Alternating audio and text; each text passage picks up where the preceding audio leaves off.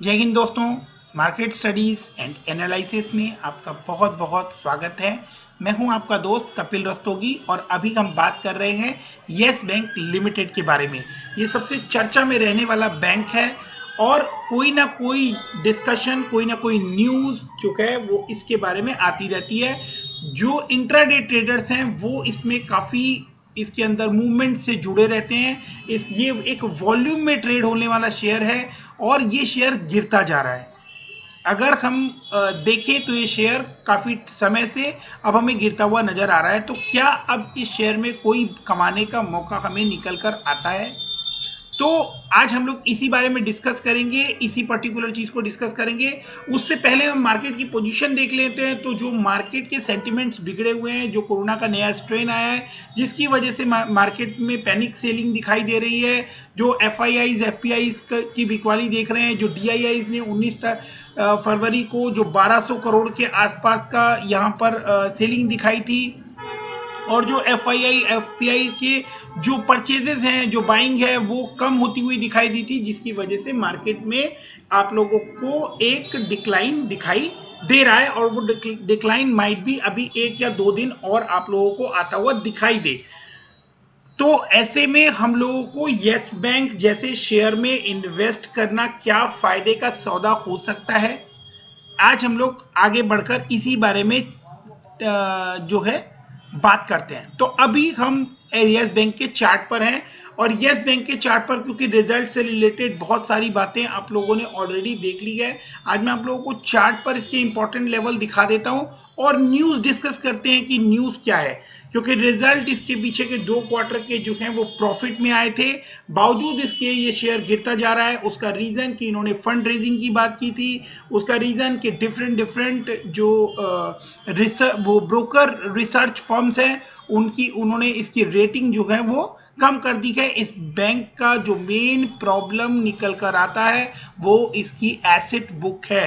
It means कि NPAs जो हैं उसका दबाव इस बैंक पर बहुत ज्यादा है, जिसकी वजह से ये बैंक अच्छा परफॉर्म करने के बावजूद भी इसके शेयर पे लोगों को भरोसा नहीं हो रहा है। मैं दोबारा इस लाइन को रिपीट कर रहा हूं कि बैंक जो है वो बहुत अच्छा परफॉर्म करने की कोशिश कर रहा है। Positive news, positive moves bank की तरफ से निकल कर आ रहे हैं, बट शेयर होल्डर्स को इसके ऊपर भरोसा नहीं हो रहा है। रीजन बीइंग कि इसकी जो एसेट बुक है वो उसको लेकर बार बार ब्रोकरेज फर्म्स जो हैं वो जो टारगेट्स देती है वो बहुत पैनिक वाले टारगेट होते हैं। तो क्या इस पोजीशन पर हम लोगों को इस शेयर को बाई करना चाहिए? करंट पोजीशन पर ये 15 रुपए 60 पैसे, 15 रुपए 55 पैसे के आसपास ट्रेड करता हुआ आपको दिखाई दे रहा है और ये शेयर जो है इसने एक स्ट्रॉन्ग सपोर्ट जोन जो है वो 15 रुपए के आसपास ये कुछ टाइम के लिए एक्यूमुलेट हुआ था। देन वहां से एक अच्छी रैली दिखाई थी। अगेन इसने एक यहां पर 15 रुपए के ऊपर दोबारा एक बार सपोर्ट लेता हुआ दिखा। देन वहां से अगेन एक रैली दिखाई और फिर से ये 15 रुपए के आसपास आता हुआ दिख रहा है। तो 15 रुपए जो है वो इसका एक स्ट्रॉन्ग सपोर्ट जोन बनता हुआ दिखाई दे रहा है। तो ऐसे में आप लोगों को क्या करना चाहिए कि आप लोग इस शेयर को अभी बाय ना करें और 15 रुपए तक आने का वेट करें और 15 रुपए पर आप लोग इसको परचेज करके, अगर आप लोग इसको 15 रुपए पे परचेज करते हैं तो एक स्ट्रिक्ट स्टॉप लॉस 14 रुपए के आसपास आप लोग इसके अंदर लगाकर चले। अगर ये 15 रुपए से वापस बाउंस बैक करता है तो ये कम से कम 18 रुपए का लेवल जो है, 18 से 19 रुपए का लेवल वो आप लोगों को जल्दी ही दिखा सकता है।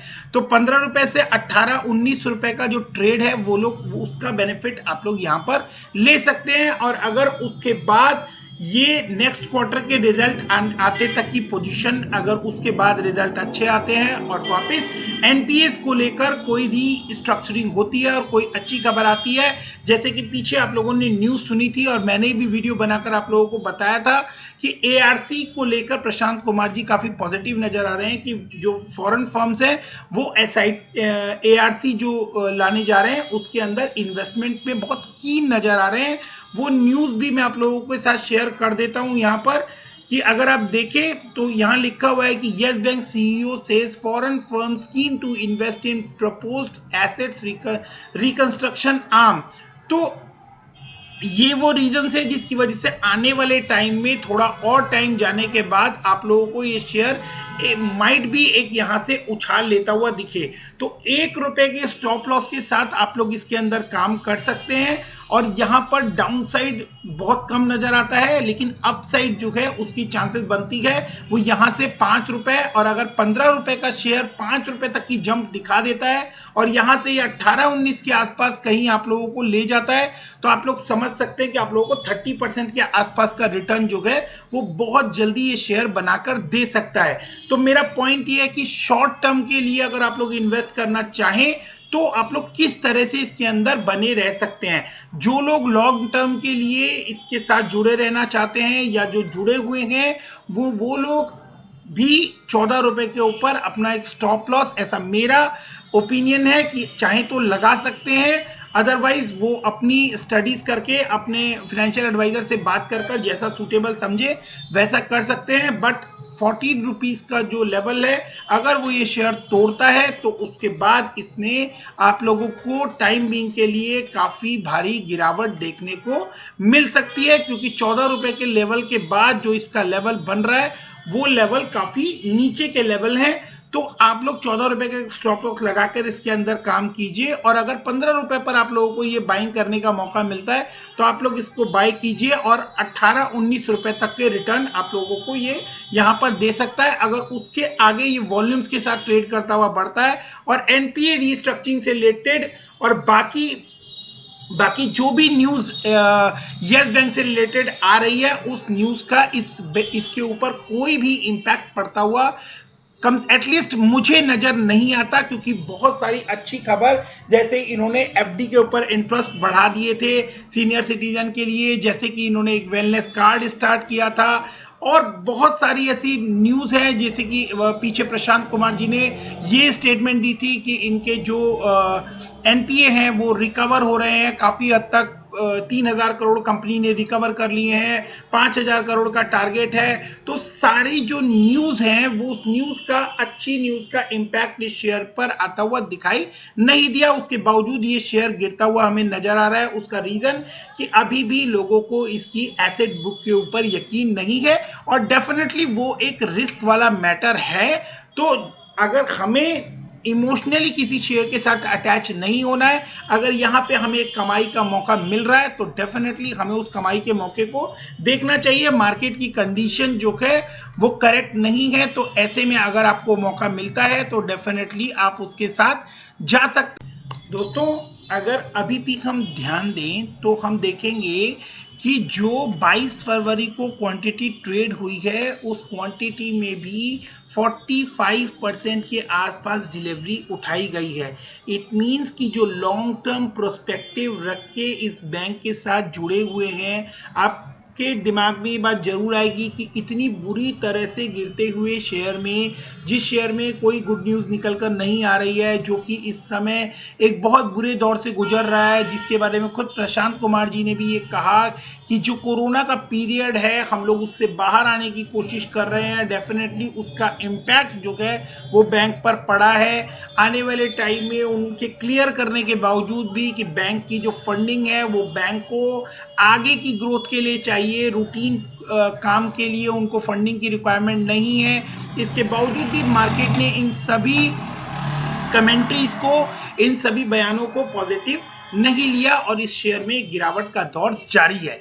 बट जो लोग लॉन्ग टर्म का प्रोस्पेक्टिव रख रहे हैं, जिन्हें ये पता है कि ये शेयर आने वाले साल भर के अंदर 3 या 4 क्वार्टर डाउन द लेन अगर हम देखें तो ये वापस एक रिकवरी करता हुआ शेयर हमें डेफिनेटली नजर आने वाला है। ये सोचकर आप लोग देखें तो अभी भी 45% के आसपास जो है डिलीवरी उठाई जा रही है, जिसकी वजह से ये शेयर जो है अभी भी चर्चा में बना हुआ है।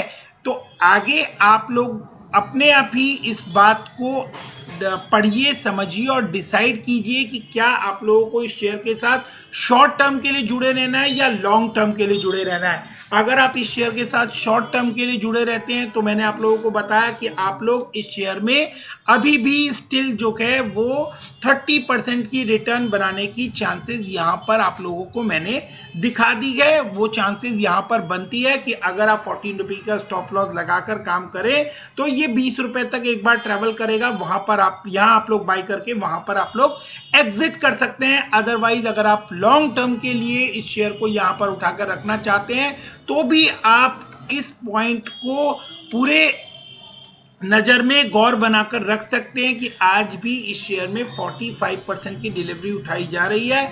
इट मींस कि जो क्वांटिटी है, जो भरोसा है लोगों को, वो लॉन्ग टर्म के लिए इस बैंक में अभी भी बना हुआ है। जो लोग जानते हैं कि लॉन्ग टर्म में ये बैंक जो है वो वापस आउट परफॉर्म करता हुआ नजर आएगा, क्योंकि अब ये बैंक जो है वो कॉर्पोरेट्स को छोड़कर रिटेल बैंकिंग की ओर जाता हुआ हमें दिखाई दे रहा है। Day by day positive news और प्रशांत कुमार जी के जो एफर्ट्स हैं वो हमें सामने आते हुए दिखाई दे रहे हैं। डेफिनेटली जो मैनेजमेंट है और जो बैंकिंग के जो काम है उसकी वजह से डेफिनेटली शेयर बाजार पे इमीडिएट कोई असर नहीं पड़ता और कोई असर नहीं दिखता। उसका जो मेन इंपैक्ट है, जो मेन पोजीशन है वो एनपीएस है। अगर एनपीएस आने वाले टाइम में कुछ रीस्ट्रक्चर होते हुए दिखते हैं तो आप लोगों को बाकी सारी पॉजिटिव न्यूज का इंपैक्ट भी आता हुआ दिखाई देगा। So here I am completing my research and my comments on yes bank.